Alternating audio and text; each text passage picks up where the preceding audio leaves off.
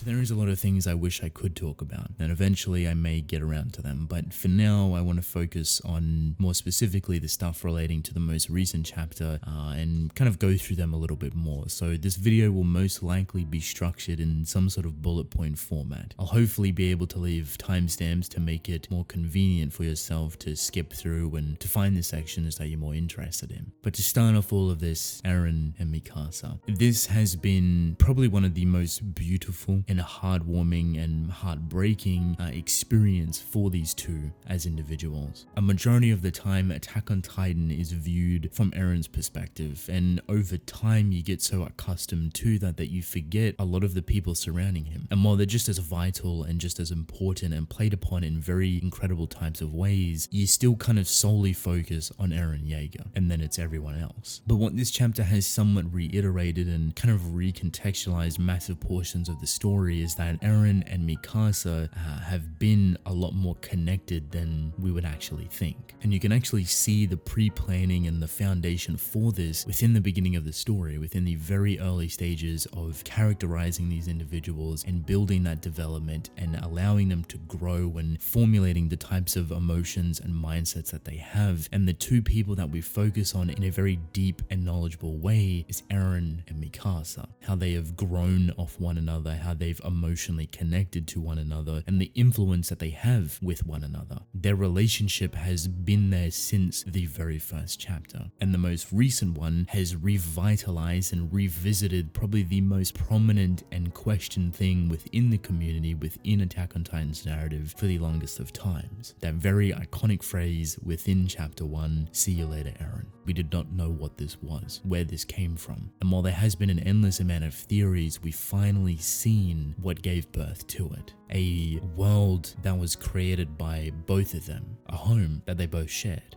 What's great about this world, or this quote-unquote vision, or this home that has been meticulously crafted, is that it's based completely off the emotional connection to one another. This is their future, and this would have been a legitimate reality if the situation was different. If Eren and Mikasa came to the conclusions in a different way before Eren disappeared and shedded his humanity. It's fascinating when you realize that the very last thing that Eren had to let go of when he was within this mindset of shedding his humanity and trying his hardest to get rid of it, but so many different things was pushing against him. Him exploring Mali and turning a blind eye to individuals getting beaten up like those children, to thus turning around and saving them, even though he knew already that one day he would kill them, that he would be the reason that these children die. But as much as he already had this mindset, he did not have the emotions or the conviction behind it. He was not ready, and he pleaded to that child. He felt guilty. He apologized. He was so desperately trying to hang on to that thread, but at the same time it was all vanishing in front of his eyes. Eren didn't want to throw away his humanity. Look how hard it was for him to do so. In a way, you can say he broke himself mentally and emotionally to get to that point. And even within the rumbling, you notice we never see Eren within Ymir's realm as his adult version. We see him as a younger child. And the only explanation I can give that is because he's so aware of the surrounding and the situation, it's become almost incomprehensible. It's because it's become so incoherent that reverting to a childlike version is a lot easier. To have that mindset of a child, that blissful ignorance, and seeing him high above the clouds basking in that freedom, in the death and destruction of Mali. Those are two completely different Erens, and I believe they're 100% shown that way to symbolize those different mindsets, that this child version of Eren is ignorant to everything, has no humanity whatsoever, and is willing to kill the entirety of the world, but the adult version of Eren that's still within the Titan is not. There's a very fine line there, and however way you perceive it goes a lot in fueling Eren in a very valuable direction. Because all of this is stemmed from Mikasa, the very last conversation before he shedded his humanity, before he started to change and throw things away, was when he confronted her and asked if she truly loved him. She couldn't give a response. And it's definitely not to blame her or to make her some sort of actuated reason. But in an alternate timeline, what they both wanted was at that point. The crossroads that they could have taken at that point would have led them in a completely different direction, and that is the world that they created together. That world that we have seen through Mikasa's eyes. I think it's important to note that the world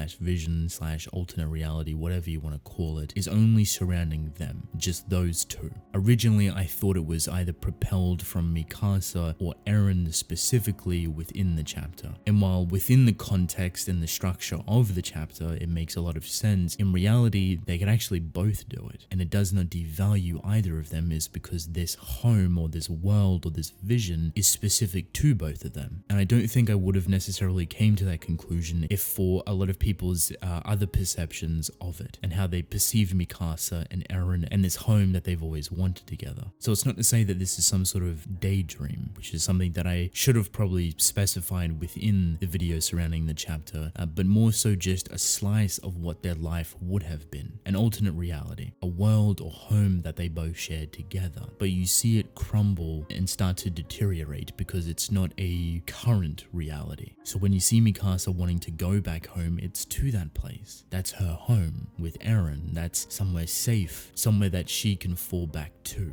Eren has this exact same place. And if their relationship and their connection throughout the entirety of the story and the very proactive actions that Eren took to ensure that Mikasa would stay away from him to all portions of degrees, it would make a lot of sense that the biggest hurdle that Eren would have to face at the end of the story is Mikasa and tarnishing and corroding that world that they both wanted. I think Eren gaining the tide markings within that world is as on the nose as you can get of him saying goodbye. That out of all the things that he had to sacrifice, the biggest one that he held on to was this alternate reality. And as you see him start to titanize and slump over, that home starts to corrode a little bit. It starts to deteriorate in front of their eyes. And Mikasa comes to accept what has always been in front of her, but something that she's always actively avoided. And something that I feel Eren has also actively tried to make easier for her, is that one day the person that would kill Eren to bring an end to all of this will not only be the combined efforts of every individual, but the person that will take Eren's head will be none other than Mikasa.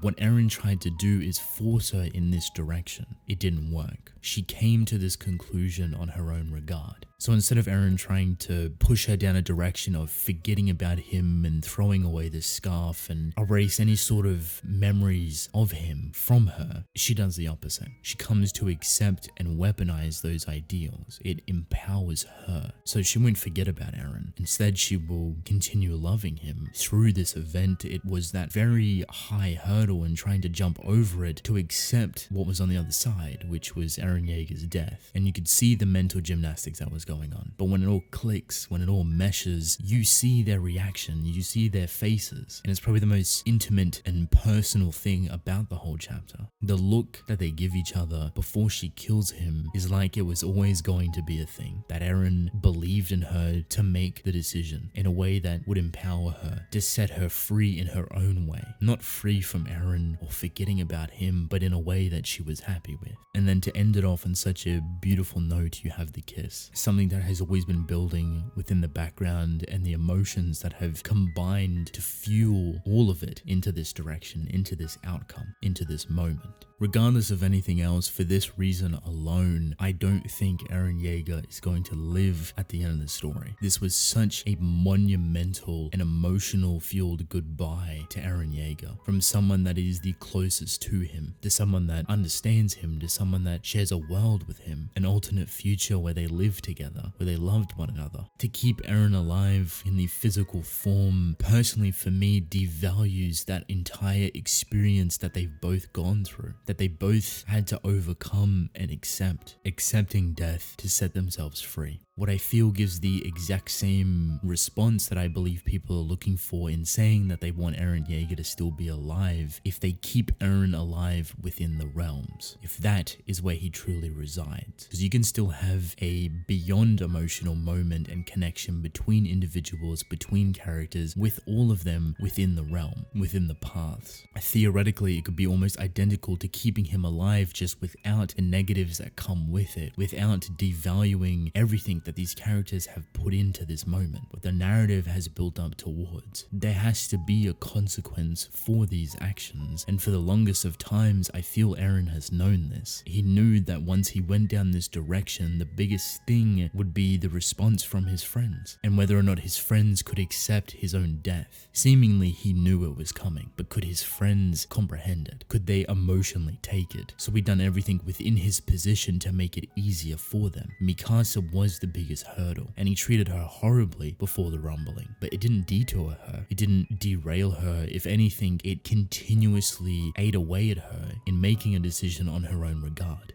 This is why I don't think he's going to live, and that if there's anything with Eren Jaeger remaining, it's most likely going to take place within Ymir's realm, with Ymir by his side, but also everyone else potentially. It also can directly correlate to the final panel of the story, which I will not spoil for a lot of people, but you can Google it. It's been pretty much public knowledge for about a year or two now in terms of its rough design, and I'm not too sure if Isayama has decided to change it, but for the most part it was promoted and released by him to be the final page of the story. That final page is not indicative to Eren being alive. You could easily have him be within the realms, within the paths, connecting to that child, because you know what that child's name should technically be? Ymir, named after Historia's friend Ymir, and symbolism for the founding Titan Ymir being reborn back into the world without any sort of Titan shifting abilities. For me, the resting place of Eren is within Ymir's realm, which is now theoretically his realm. He holds all the power, and he will recall it and close it off so no one else can come in contact with it, so the hallucinogenia cannot be refound or reborn within the human world. The place that Eren is going is known as freedom. It's not death and it's not life. But imagine that if he has all this power, or even just the realm that they are within being within this limbo state of freedom and possibility and away from the horrors of war and life itself, this could be a beautiful place to be. And if he could, do you know what Eren would create within Ymir's realm? His and Mikasa's home. His ending point, his resting place within Ymir's realm is surrounded by the home and the world that him and Mikasa created. For me, would be one of, if not the most beautiful send-off for him, to touch on all of those extremely high emotional notes. To end this off in a very anticlimactic type of way, I feel like there's a possibility that every human that just got turned within the most recent chapter can actually be reverted, because they're not turned by Ymir or Eren, they're turned by the hallucinogenia itself. And if Eren or Ymir can take away the hallucinogenia and bring it back, or destroy it per se, they may be able to revert Titans back to normal. If they're taking away every single drop of Titan relating ability, it could definitely be a possibility. And the only reason I say that is because I feel like, as sad as the Jean and Connie and Gabi stuff was, it was so quick that a lot of people overlooked it. Even though there was this kind of slow methodical build up, and then you had that emotional point of contact between them, it only showed a very small amount of panels of them specifically, and they were attacking Reiner, Annie and Peak. So I'm loosely thinking, because of how quick that was pushed forward, maybe there's a possibility that when they take away the Titan curse and the ability itself, that everyone would just somewhat revert back to normal. And then you have a whole new issue to worry about in terms of racial conflict and hatred, but it seems like, at least for now, the people that are witnessing all of this, especially on Marley's side, the generals, the soldiers, etc., are willing to help the Eldian people. And to be honest, that's a start, and that's all you need. It doesn't promise a progressive or hopeful future, but it leaves down a path of that being a possibility, to reform, to rechange, to avoid this ever happening again, because I guarantee after what everybody has witnessed, they will retell this story and try to avoid it at all cost. And that the people that saved them was none other than the Eldians. And that the biggest individual, the most prominent figure, humanity's savior, the one that they can actually see, is Armin in the Colossal Titan. So when he reverts potentially back to normal and hopefully doesn't die from fall damage, so Falco coming into play, they'll see that and think that Armin was the one to stop Eren Jaeger, when in reality it was Mikasa. But then with that, you can have Armin being the face of the Eldian people. He's intelligent, he's kind, he's caring, and he's always seeking a better future, a better world. What better person could you ask for to lead the new generation of Eldian people to a world of freedom? To have the whole world see in, he could talk to everyone in a way that is much more beneficial than I feel like anyone else could. Extremely long-winded and a ramble, but there's a small possibility that Gabi, Connie, and Jean actually get reverted back alongside all the other Eldian people that were turned into Titans by the hallucinogenia and not Eren or Ymir. I do think the gas that it was releasing was a self-defense mechanism. There's nothing stating that the hallucinogenia could do that, but it makes sense in structure of Attack on Titan's narrative and what we know about the abilities. It was working on its own intentions because at the end of the day, it is a life form. It is the theoretical origin point of all life. So using what it has created and given birth to the Titans to turn humans into Titans so we could use it as an army and control them, I don't think has anything to do with Eren or Ymir allowing it to do that. It was doing it on its own regard. So it also comes into consideration that the Falco scream that seemed like he was activating all the Titans was more so out of frustration. I do not think that he was the person to scream and activate it because one, technically he has no royal blood, and two, for whatever reason, if he did, in terms of Zeke's spinal fluid and that still being able to allow him to activate it or whatever, it takes a lot of skill to try and do. I think the only way that you could actually play on it is that he was fueled by so much frustration and emotion, and for some reason Zeke's spinal fluid still was allowing him to potentially activate any sort of Titan with some sort of roar, and that his frustration and him letting it out actually activated everything. I don't necessarily see why Isayama would want to go down that route with only one chapter remaining, because that actually takes a little bit more explanation and not one that we necessarily need. So that is basically it. I know there's a lot of things here. I apologize for it being rather lengthy, but I would love to hear your thoughts and your own interpretation or perception of a lot of these current events. There's a lot of great things to talk about and we have one chapter remaining, so let's experience it together. But I want to thank you all for watching. Hope you enjoyed. Drink plenty of water and I will see you within the next one. Goodbye.